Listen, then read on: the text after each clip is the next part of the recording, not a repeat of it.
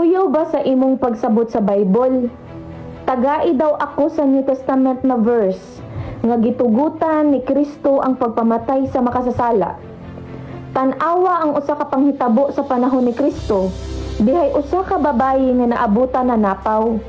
Sumala sa Old Testament nga balaod, patyon kini sa pagbato ug gidala kini nila sa atubangan ni Kristo. Unsay gibuhat ni Kristo? Iyang giingnan nga ang walay sala maoy unang mobato. Hangtod nga nanlakaw ang tanan maliban sa maong babayi og si Kristo. Ug giingnan siya ni Kristo nga ako usab dili mohukom kanimo og lakaw og ayaw na pagpakasala. Kay si Kristo ni anhi dili sa mga matarong kundi sa mga makasasala aron sila maghinulsol. Siya ra unya na manubag sa Ginoo si Duterte sa panahon na sa paghukom sa pinadayag 20 11 ngadto sa 15. Kadto di ay napagan, wala gud tinuod na kasala. Unsa man to? Kini di ay pinadayag 9 bersikulo 20 ngadto sa 21. Unsa man ikasulti nimo ani? Hello sir, kalinawan mayong adlaw nimo diha sir. Tagaan natong pagtagad ang imuhang pangutana sir ha. Ang imuhang pangutana sir, asa man sa New Testament nga si Kristo nagtugot og pagpatay, no? Sir, yes, tinuod nga si Kristo sir is merciful, manggiluluyon ug puno sa gugma, no? Pero sir, Christ is also just. Just ba? Makatarunganon, no? This means, sir, He, ang Ginoo, remains just, makatarunganon, while also declaring those who have faith in Christ as righteous, sir. Effectively being both the just and the justifier. Mo na itiman-an mo sa Ginoo, sir. Ang Ginoo, sir, nagdala og judgment and even death, kamatayon. Not out of hatred, sir, ha? But out of holy righteousness. Because, sir, justice without consequence is not justice. Kuha ni mo, sir? I'll give you a clear example, sir, that show Christ Himself, siya mismo ang Ginoo, or through His power, executes judgment and death, sir, sa New Testament. First example, sir, si Ananias o si Safira. Basaha ang Acts chapter 5, verse 1 nga tos 11, good sir. Giingon niya dito sa Acts chapter 5, verse 4 nga tos sa 5, sir. Ingon siya dito, you have not lied just to human beings but to God. When Ananias heard this, he fell down and died, and great fear seized all who heard what had happened. Sa Bisaya pa, sir, ingon siya sa 4, sa wala pa kini ikabaligya, dili ba kini imo mang kaugalingon? O sa gikabaligya na kini, dili ba imo man ang pagbuot kung unsa imong buhaton sa halin niini? Naunsa ba gayud nga imo man gilaraw kining buhata sa sulod sa imong kasing-kasing? Ang imong gibakakan dili tawo kundi ang Dios. Sa 5, sir, giingon didto, ug sa pagkadungog ni Ananias niining mga pulunga, siya nahilukapa ug nabugtuan sa ginhawa ug giabot og dakong kahadlok ang tanang nakadungog niini. Si Ananias ug si Safira, sir, nang limbong sa Ginoo, no? Nang limbong na makak, nangilad, no? Gipatay diha dayon, sir. Dili lang ni panahon sa Old Testament, sir, ha? Sa bag-ong tugon mismo ni sir. Kita nato, sir, nga ang pagpakasala sa Ginoo adunay bugat nga silot, good sir. Lakip na ang gitawag natong kamatayon. That fear wasn't caused by preaching, but by divine judgment, sir. Mas cool ba pag ganito, sir? Kanang mga nang limbong diha, kanang mga maligyag yuta, Wala gitug-an ang tinuod sa halin lagi na sa pamaligya ganina ha. Dili ganina drugs ha. Gipatay diha dayon sa Ginoo. Si namakak, nanlimbong, nangilad. Wa gitarong og tug-an ang halin sa yuta, sir. Unsay nahitabo? Gipatay diha dayon. Dili ganina drugs. Ikaduha, sir.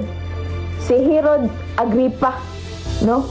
Basaha ang Acts 12 verse 21 ngadto sa 23, sir. Sa 21 giingon didto, ug sa adlaw nga gitagal si Herodes misulob sa iyang harianong biste. Kay hari man to sa Judea si Herodes manghigala, no? Misulob sa iyang harianong biste, milingkod sa iyang trono ug mihatag kanilag usa ka pagigpulong. 22 giingon didto, ug naninggit ang mga tawo nga nag-ingon, kana tingog sa usa ka Dios, dili sa tawo. Sa 23, sir, giingon didto, ug diha gihampak siya sa usa ka manulunda sa Ginoo tungod kay wala niya ihatag ang pagdaig ngadto sa Dios ug gikaon siya sa mga ulod ug namatay. Sir, kulba kay no? New Testament na, sir, ha? Si Herodes, sir, wala siya ni daig sa Ginoo, no? Og sa samang adlaw, sir, kay wala man siya ni daig sa Ginoo, sa samang adlaw gipatay siya sa anghel sa Ginoo, no? Ang Dios, sir, ang Ginoo, wala mag-usab, sir. Ang pagpasigarbo og pagdawat og himaya nga para unta sa Ginoo, sir, kay gara man hari man, no? Pasigarbo man kayo. Ang pagpasigarbo og pagdawat og himaya, sir, nga para unta sa Ginoo, sir, pakaulawan kaayo sa langit. Ug ang hustisya sa Dios, sir, niabot, no? Mao ni timan, sir, nga ang tanang himaya para sa Ginoo gyud, dili sa tawo. Gibayran ni Herod, sir, ang iyang garbo sa iyang kinabuhi.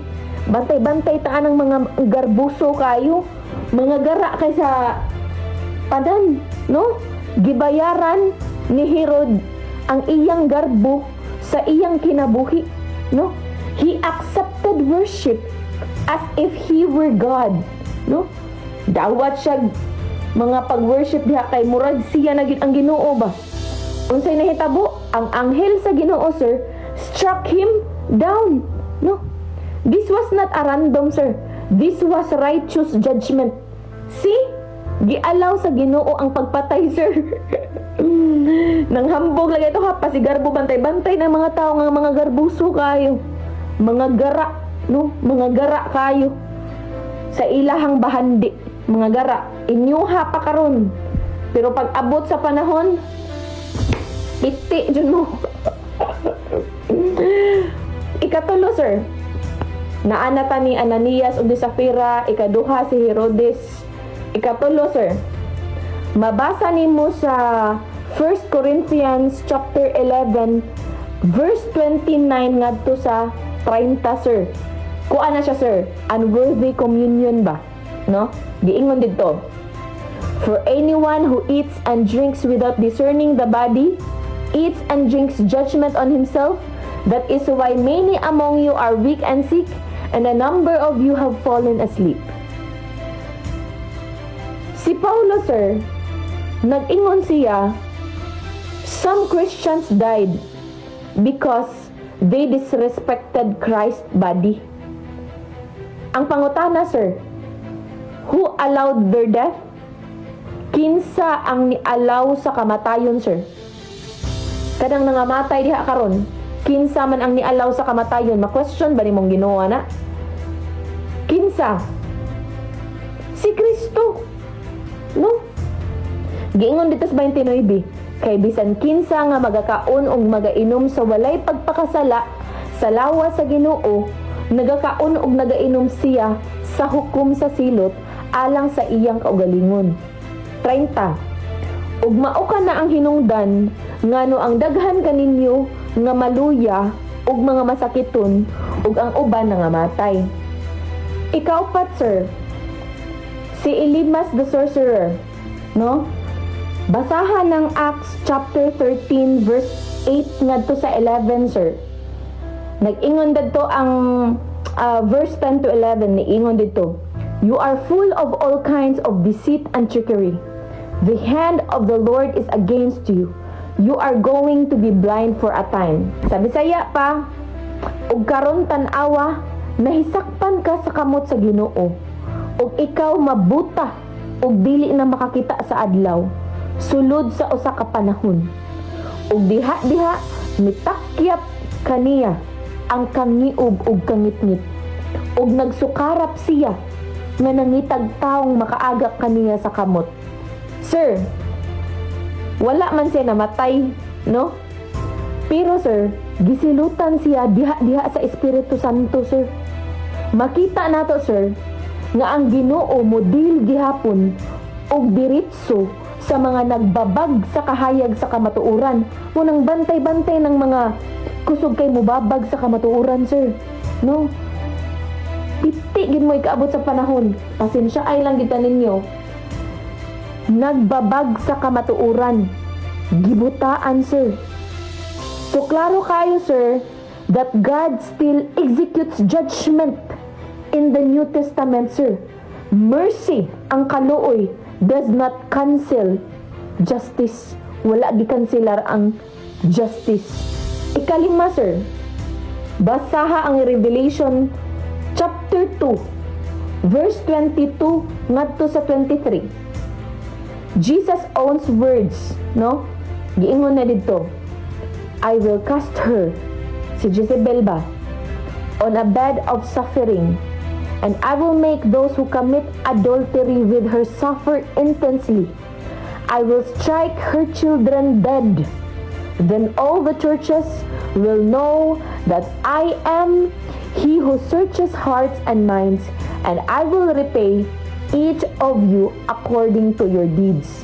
Sa Bisaya pa, tan-awa, ibundak ko siya diha sa higdaanang masakiton, ug sila nga makighilawas kaniya akong idan-ok ngadto sa dakong kasakitan, gawas kun ilang hinulsulan ang ilang mga binuhatan, ug ang iyang mga anak akong laglagon pinaagig kamatay, no, kamatayon. Ug unya ang tanang mga iglesia makaila nga ako siya mao ang magsususi sa hunahuna ug kasing-kasing, ug ako magabalos ra sa matag-od sa kaninyo sumala sa mahiangay sa inyong mga binuhatan. Ang pangutana, sir, who is speaking? Kinsa ang istorya? Jesus Christ himself. Yes, si Jesus mismo mo ingon, sir, "I will strike them dead." Kuha ni mo, sir. Arita sa ikaunom, sir, Revelation 19 verse 11 ngadto 16, sir. Christ the warrior. Giingon dito, "With the justice he judges and wages war. Out of his mouth comes a sharp sword, which to strike down the nations." Sa Bisaya pa, ug unya nakita ko nga naabli ang kalangitan ug tan-awa, dihay usa ka maputi nga kabayo. Ang nagkabayo niini ginganlag, kasaligan ug matuod, ug uban sa katarungan siya nagapanghukom ug napakigubat. Ang iyang mga mata murag kalayo nga nagasiga, ug sa iyang ulo dihay daghang mga purong-purong, ug siya may sinulat nga ngalan nga walay bisan kinsa nga nasayod gawa sa iyang kaugalingon. Ug ang mga kasundaluhan sa langit nagasunod kaniya na nagkabayo sa mga kabayo nga maputi, nga gisuloban sa lino nga manipis, maputi ug mahinlo. Gikan sa iyang baba nagagula ang usa ka mahait nga espada nga maoy iyang itigbas sa kanasuran, ug sila iyang pagharian pinaagi sa ulisi nga puthaw. Magapigi siya sa pigsanan sa mabangis nga kapungot sa Dios nga makagagahom sa tanan. Ug sa iyang panapton, sa iyang dapi-dapi nahasulat kini nga ngalan, Hari sa mga hari o Ginoo sa mga ginoo. Mao na siya ang second coming, sir, of Christ. Not gentle, no, di ka kahinayon, but glorious and fearsome.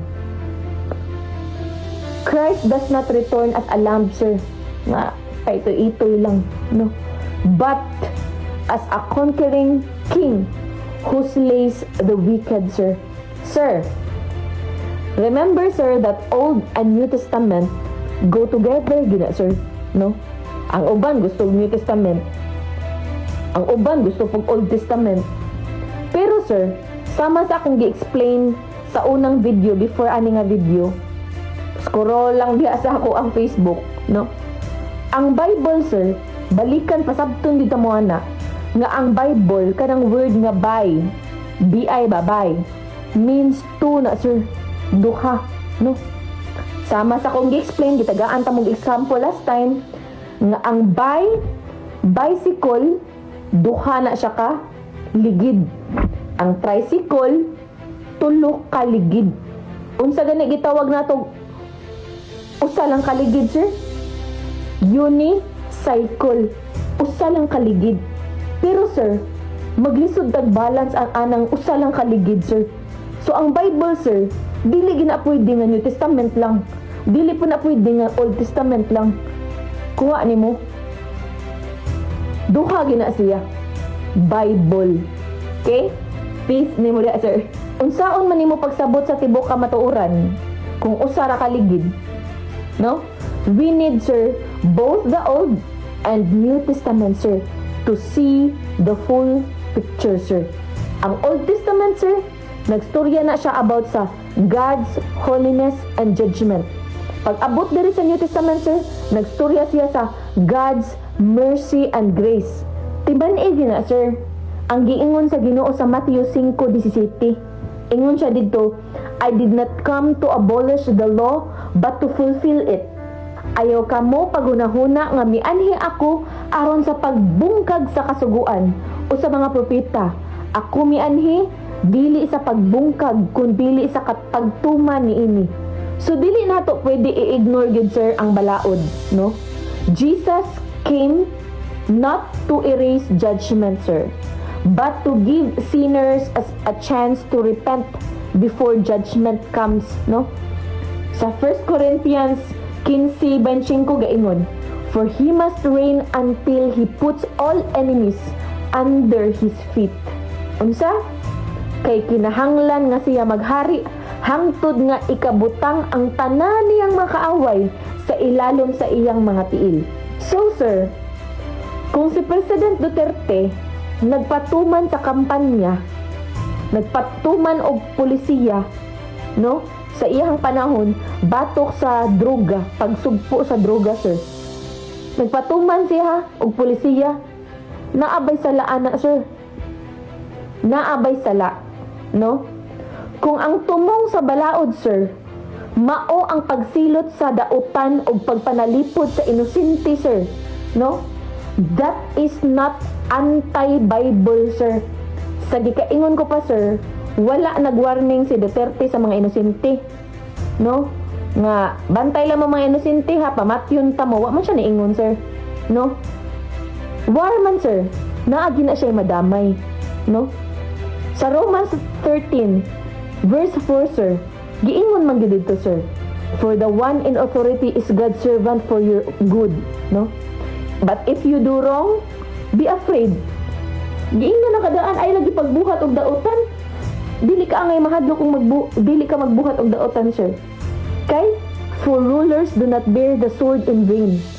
They are God's agents of wrath to bring punishment on the wrongdoer.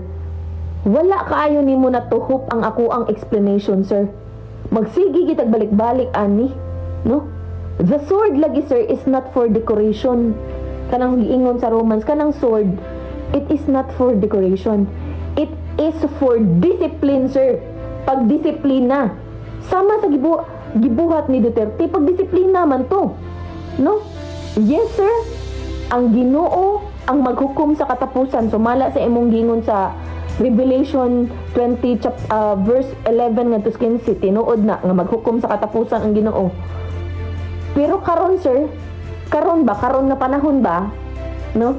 He uses leaders to administer justice on earth. Unya naabot na pud ka atong babae nga nanapaw. Man akong explain ana, sir. no? Si Jesus, sir, miingon sa babae nga nadakpan sa pagpanapaw, niingon siya, no? Neither do I condemn you. Go and sin no more. No, makita man na sa John 8 verse 11 ang imong giingon. Pero tagai gud og pagtagad, sir, ang ikaduhang pulong, sir. Unsa giingon niya? Lakaw ug ayaw na pagpakasala. Unsa ikaduhang pulong?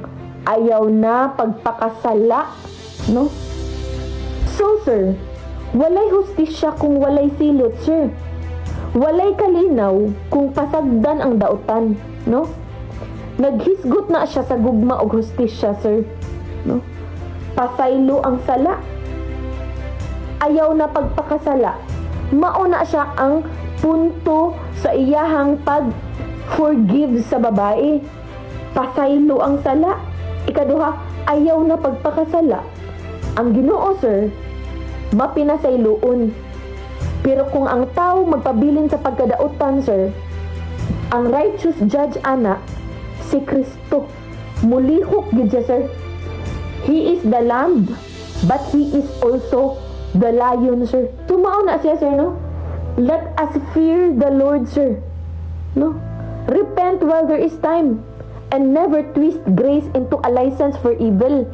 Ayaw na himo ang kanang grasya nga gihatag sa Ginoo sa imuha.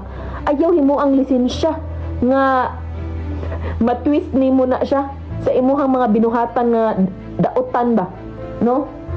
Ayaw na i-twist nga maluoy ra bitang Ginoo, suyop lang gihapon ko, no? Suyop ra ko, okay ra na ay sa luon man tagi hapon Ginoo kay makaluloy, mangiluyon man kay Ginoo, no? Ayaw gyud kalimot, sir, nga ang Ginoo mo patay.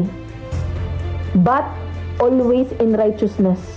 Tinuod, sir, yes, nga si President Duterte, like all leaders good, no, will answer to God one day. No, tinuod na at sa Revelation chapter 20 verse 11 nga tos 15 nga imong gilatag. But, sir, we must also recognize, sir, ang Ginoo uses imperfect leaders to execute His justice. And sometimes, sir, that justice includes silot good, no? God's actions in bringing death are never random or evil, sir.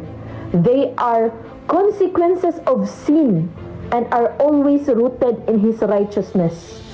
Mauna siya, sir. Wala man sila naminaw tanan ni Duterte.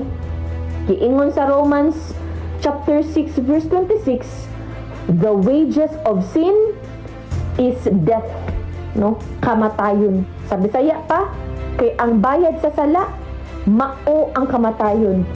Apan ang walay bayad nga hatag sa Dios, mao ang kinabuhi nga walay katapusan nga anaa kang Kristo, Hesus nga atong Ginoo.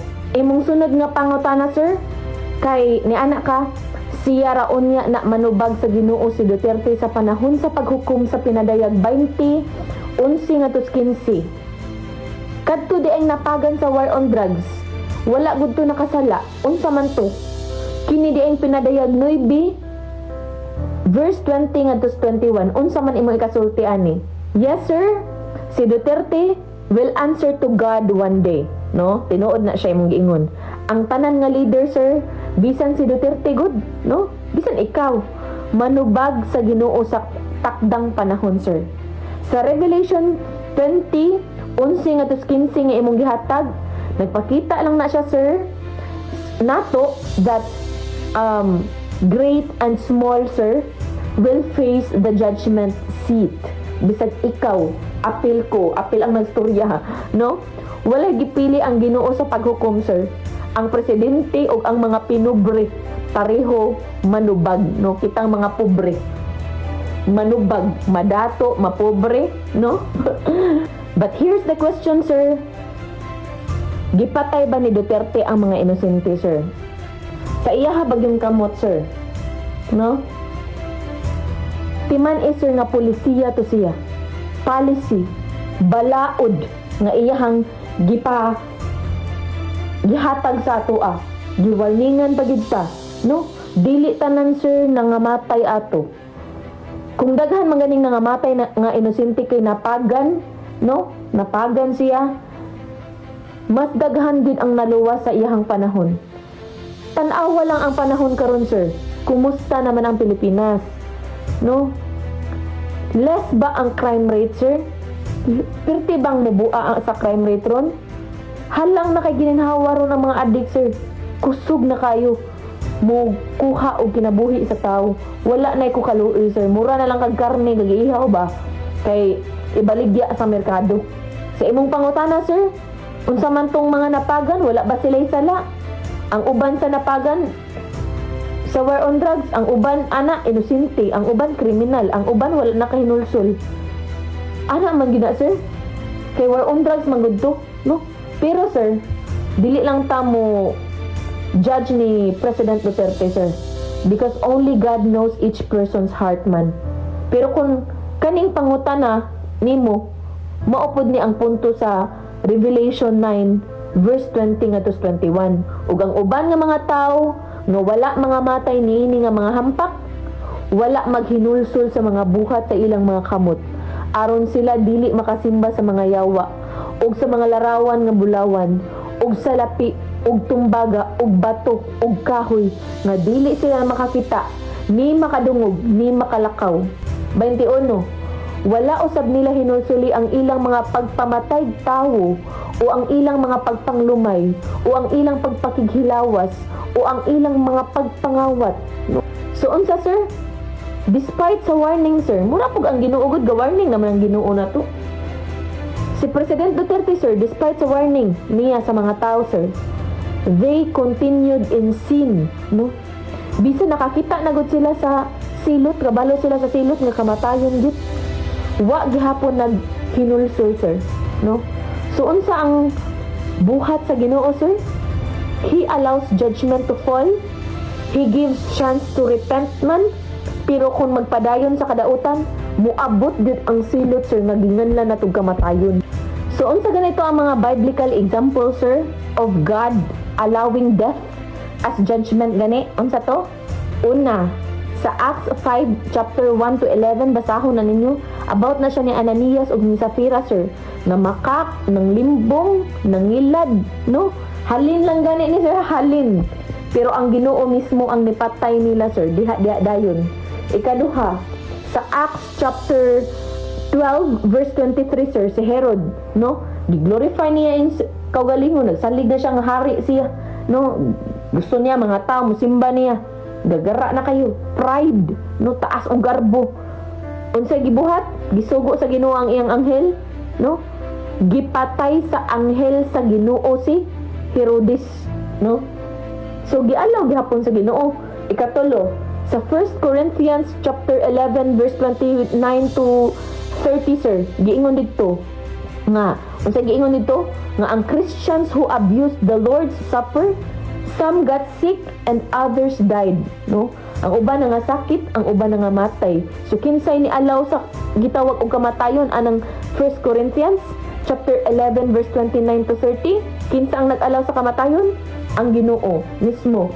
Sa Revelation 2 chapter 2 verse 22 ngadto 23, sir, si Jezebel, no?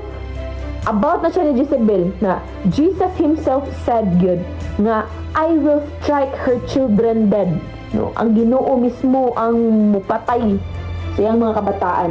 So dili tinuod nga ang Ginoo, sir, wala motugot og kamatayon sa makasasala, no? Ang kamatayon, sir, silot na siya sa sala. Ang role sa government, sir, in God's justice, sa Romans 13 verse 1 to 4, sir, unsay role niya? For the one in authority is God's servant for your good. But if you do wrong, be afraid. For rulers do not bear the sword for no reason. Gipatay lang dito sa walay rason ang mga high profile nga nagluto og shabu. Gipatay lang dito sila diretso. Wala oy. No, wala nagmandar si Duterte nga pamatyon tong mga way labot, no? Kung nangamatay man ganin nang na-appeal sa ilahang drug list, no, wala kintahay sala, kung tinuod man gani na dili na sala ni Duterte higala, no? Dili na niya sala, no? Sala na sa nagbuhat, naglista, no? Sala na siya sa naglista. Mao gyud intiman mga higala nga si Duterte, no, si former President Rodrigo Roa Duterte, as a president has the God-ordained good, no? Ang Ginoo mismo ang nag-ordina, no? Role to protect the people and punish evil. Gitagaan din siya role sa Ginoo to protect the people and punish evil. Pero mga higala, that doesn't mean everything was perfect good, no? Yes, naay abuso, no, naay abuso, pero in general good. During Duterte's time, ang pagpangita og hustisya batok sa droga is biblical, mga higala. Mao na siya, sir. I still stand with President Duterte's war on drugs because drugs are evil and destroy families. Daghan ng mga pamilya na naguba tungod aning droga. The Bible commands civil leaders to punish evil. Gialaw gina sa Bible, sir. Nga gikaman gina sa Bible, no? Gikan sa Ginoo nga ang mga civil leaders pwede kayo mo punish og mga evil, sir. Ikatulo, ang Ginoo does not bring death as judgment for unrepentant sin. Kana mga makasasala kayo, dilikit ka maong mga pasaylo pud ba, no? Piti gyud, piti. Basta di ka maong mga pasaylo, di ka maong magpaubos, no? Dili ka maong mo give way, buhian. Nga gibuhian na lang to sa mga nag-warning na gudaan ang atong highest leader good sa Philippines. Gibuhian na lang ta atong nili lang bisyo, pero wala man. Mga garbuso, nagsalig na daghan kung kwarta ani, makakwarta ko ani, no? And many people, sir, like in Revelation chapter 9 verse 20 to 21, sir, nag-refuse gid, sir, no? Balibad gid sila to repent even after being warned, no? Sige, warningan na sa Ginoo nga ayaw pagbuhat ani, no? Padayon man mo na siya. Duterte, sir, will face God's judgment. Yes, tinuod. But so will drug lords pod, users, and all of us, no? Will face judgment gud sa Ginoo. Ayaw lang si Duterte permente i-focus ana, sir. Kay ikaw mismo gyud i-judge po ka sa Ginoo ikaabot sa panahon, no? So let's not be quick to condemn a leader, sir, who fights evil, no? Makita man nimo sa iyang panahon siya mismo ni fight og evil. Instead, sir, let us repent and pray that God uses authority good for justice and mercy, no? Because in the end, sir, Christ is not just the Savior yun. He is the judge. Muna siya, sir. I hope nga natubag na ako, sir, ang imuhang pangutana. Kay ang imong mga pangutana, mangud, sir, kay balik-balik ra sa ako ang mga video, sir. So palihog lang kung tan-aw sa ako ang mga videos. Scroll ka diha. Kay gamay na lang ang input nga ako ang mahatag sa imuha. Tungod kay natubag na nako ang uban din nimo nga mga pangutana. Daghang salamat, sir, ha? Ug I hope nga na-satisfy ti ka sa ako ang tubag. God bless sa imuha diha.